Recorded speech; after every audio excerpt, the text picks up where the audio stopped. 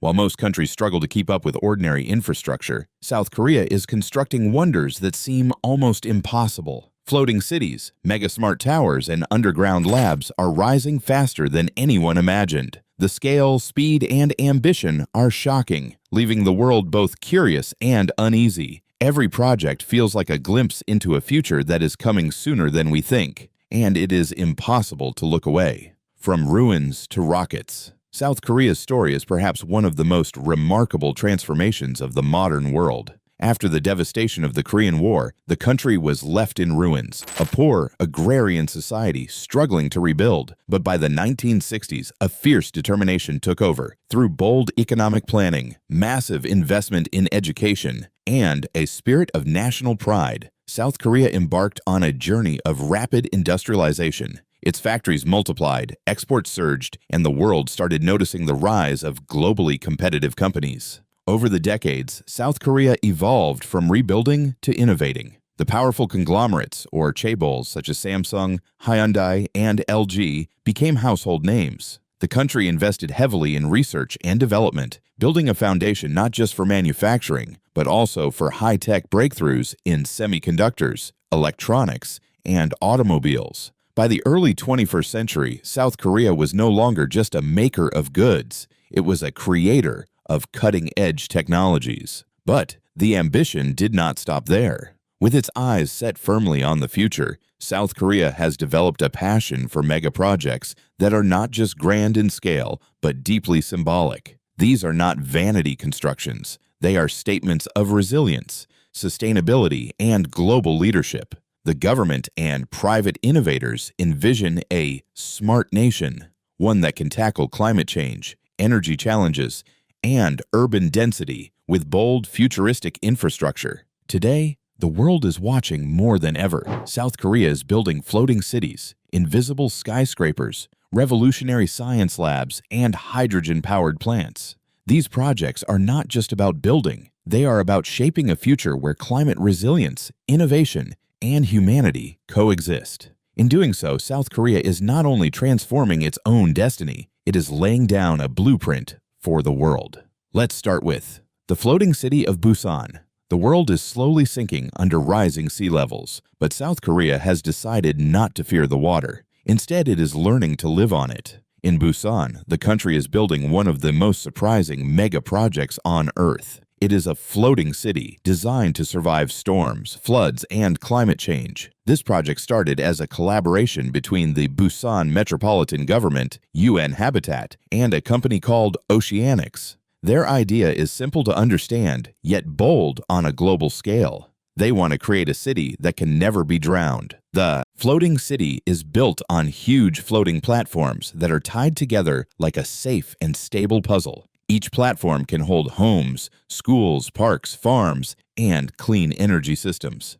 The aim is to make it fully sustainable so that it produces its own food, power, and drinking water. The cost of the project is expected to reach hundreds of millions of dollars, and it may later expand into a project worth billions if it becomes a full-scale city. The most shocking feature is that the city can grow whenever needed. More platforms can simply be added as the population rises, just like adding new pieces to a calm and steady island. It is designed to stay safe even in the strongest storms of the region. Engineers believe that this could become a model for coastal cities around the world that are threatened by rising oceans. If Busan succeeds, South Korea will not only save itself from climate danger, it will also become the first country to prove that the future of city living might not be on land at all. It might be floating gently on the sea. Then comes the first invisible skyscraper on Earth. In 2013, South Korea began one of the most mysterious and futuristic megaprojects ever attempted. This is Tower Infinity, a 448-meter skyscraper rising in Cheongna International City near Incheon.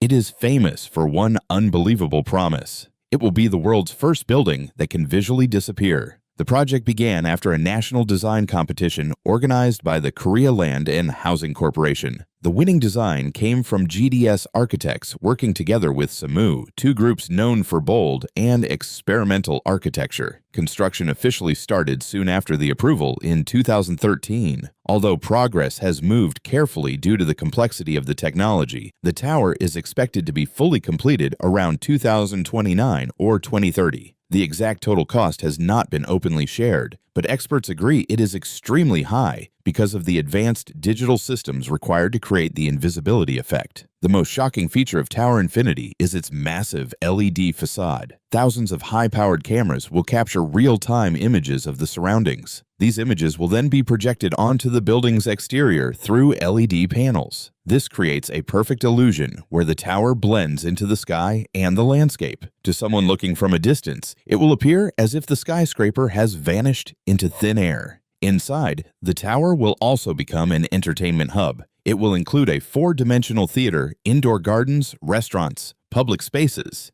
and even a water park. The observation deck will stand among the highest in the world. When the invisibility is turned off, the building can transform into a giant screen for events, celebrations, and global broadcasts. This project is more than a landmark. It is a powerful symbol of South Korea's courage to imagine what others think is impossible. Tower Infinity may inspire a new generation of buildings that can communicate, entertain, and transform the skyline with pure digital magic. The next surprising mega project is Jeju Undersea Tunnel. The Jeju Undersea Tunnel is one of the most ambitious ideas ever proposed in South Korea. It aims to link Jeju Island to the mainland through a high-speed railway line that would travel deep under the sea. The first major proposal for this project appeared around 2010, when regional governments began serious discussions about improving long-term transportation between Jeju and the mainland. The idea grew stronger in 2013,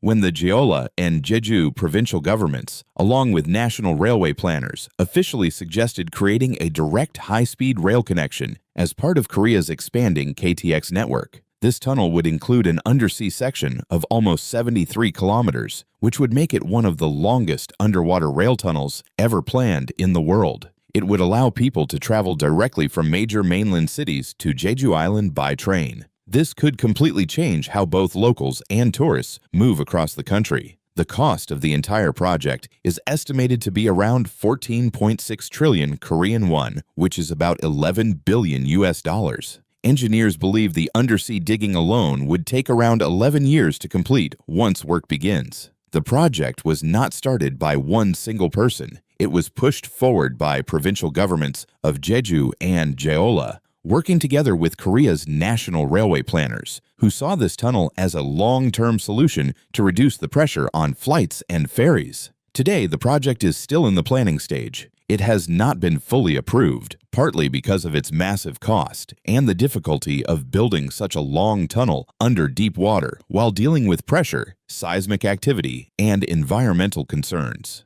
If completed, the Jeju Undersea Tunnel would bring enormous change. It would allow KTX trains to reach Jeju directly and might reduce the country's carbon footprint by lowering the number of flights. It could also boost tourism and connect Jeju more closely with the mainland economy. Some experts believe it would become a global symbol of engineering strength and national unity. Others worry about safety and cost. Whether it becomes reality or remains only a dream, it continues to spark debate and imagination. After this, we have Incheon Tidal Power Station. The first proposal for this project began gaining attention around 2009, when national energy planners started exploring large-scale tidal power as part of Korea's long-term renewable energy goals. The location chosen was Incheon Bay, a place known for some of the strongest tidal movements in the country. This natural force made it perfect for a tidal barrage system that could produce electricity without burning any fossil fuels.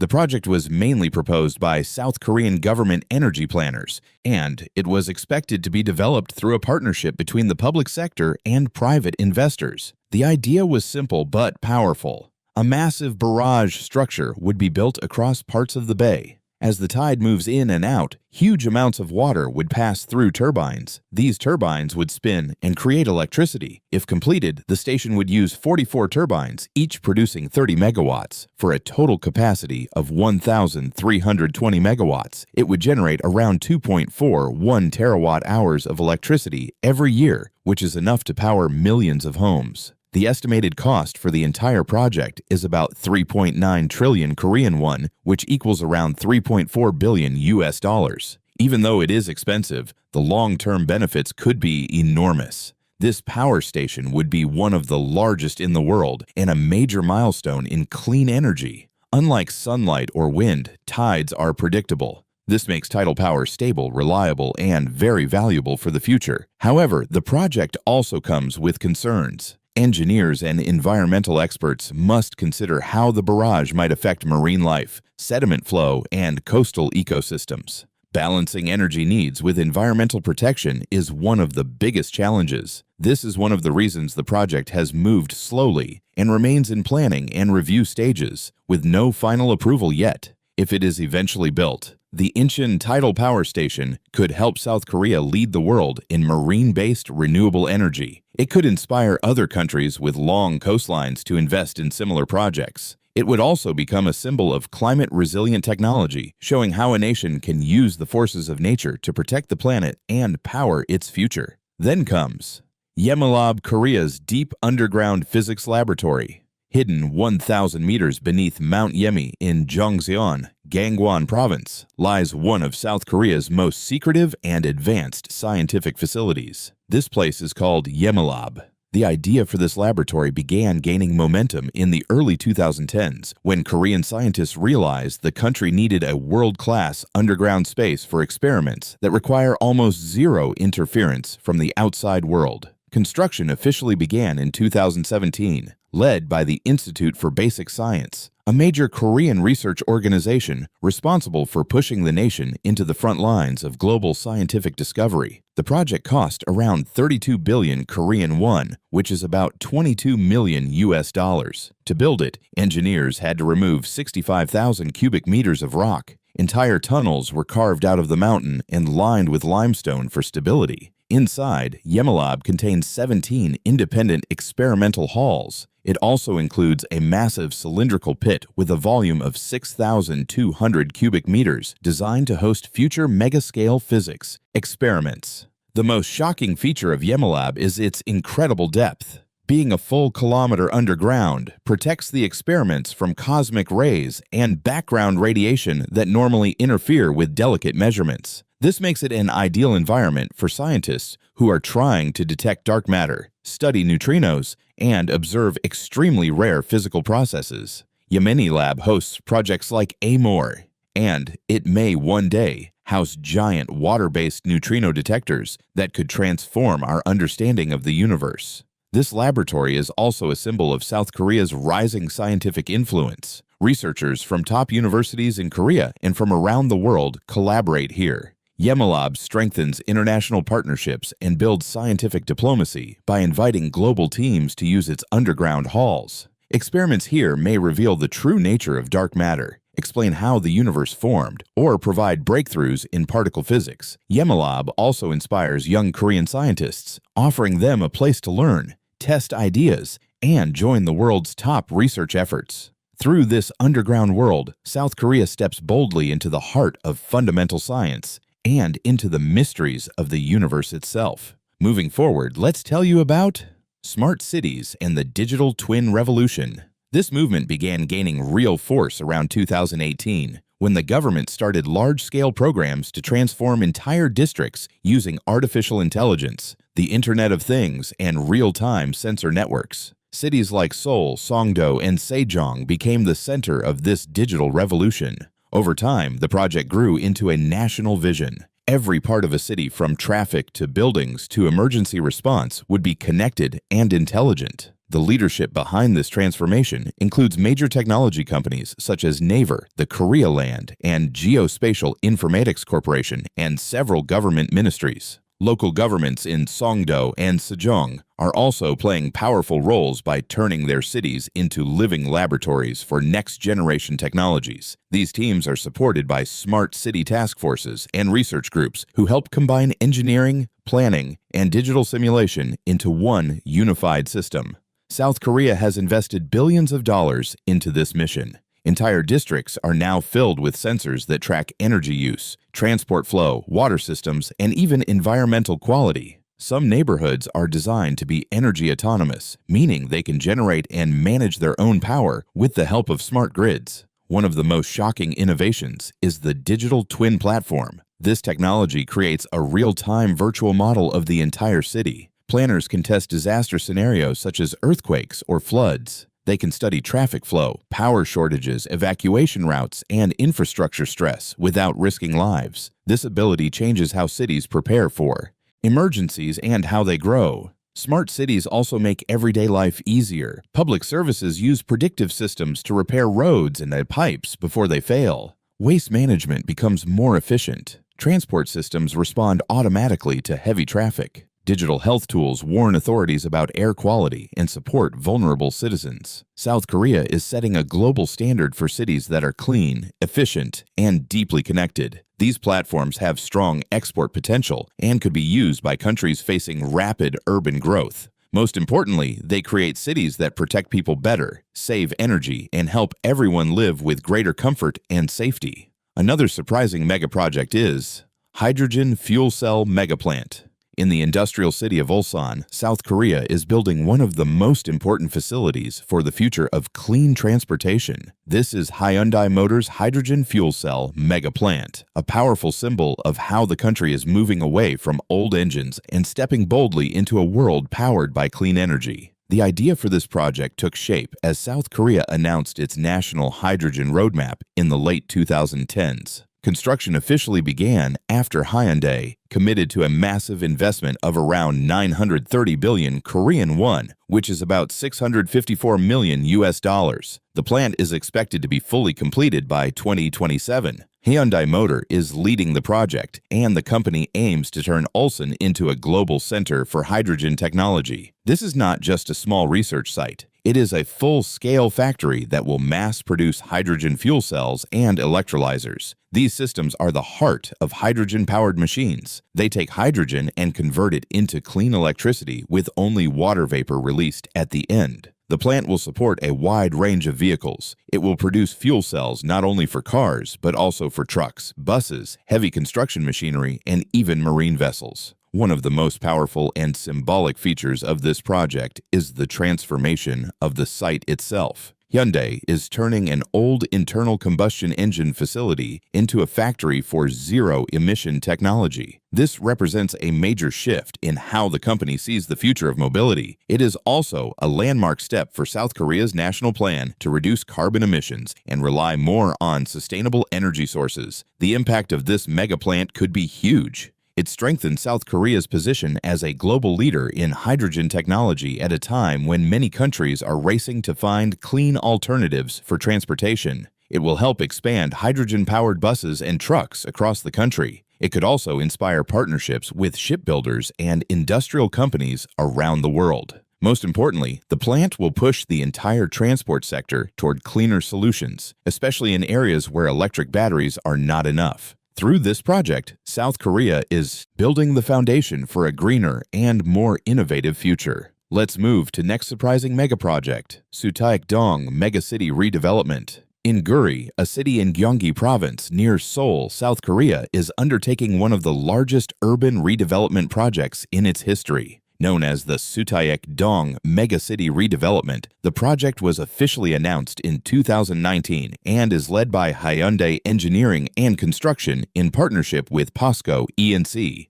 The plan brings international expertise as well, with Jerdi, a globally renowned urban design firm, contributing to the architecture and layout of the area. The project is massive in scale. It involves constructing 7,007 residential units in high-rise apartment towers across an area of 342,780 square meters. Total construction costs are estimated at approximately 2.8069 trillion Korean won, and the entire development is planned to take around 53 months after groundbreaking. This makes it the largest single redevelopment by household count in the country. One of the most striking features of Suttaek-dong is its focus on community integration. Unlike typical high-rise projects, it uses the Sky Community concept, which combines vertical living with green spaces, parks, and shared amenities. Towers are designed to feel open, welcoming, and connected to nature, while also providing social infrastructure such as community centers and potential commercial spaces.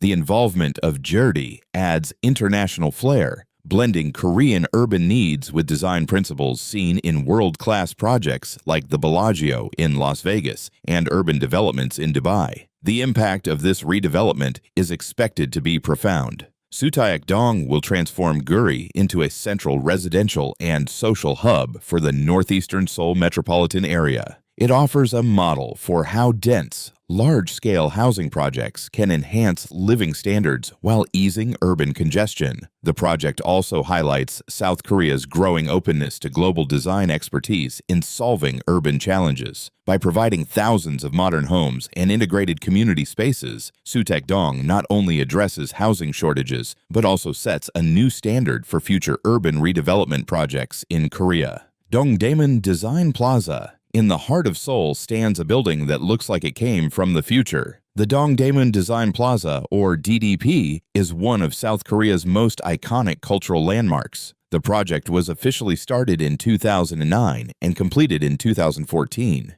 It was built through a collaboration between the Seoul city government, Zaha Hadid Architects, and SAMU, along with other design institutions. The construction cost was around $451 million, and the building covers approximately 86,575 square meters across 3 underground and 4 above-ground levels. What makes DDP shocking and extraordinary is its neo-futuristic architecture. Designed by the legendary architect Zaha Hadid, the building's fluid curves and seamless forms create the feeling of motion frozen in time. It is not just a building, it is an experience. The rooftop park and walking trails blend perfectly with Seoul's historic city walls, creating a bridge between past and future. Visitors can walk above the city while enjoying views of both modern architecture and ancient fortifications. DDP is also multifunctional. It houses exhibition halls, design museums, media centers, conference rooms, and specialized design labs.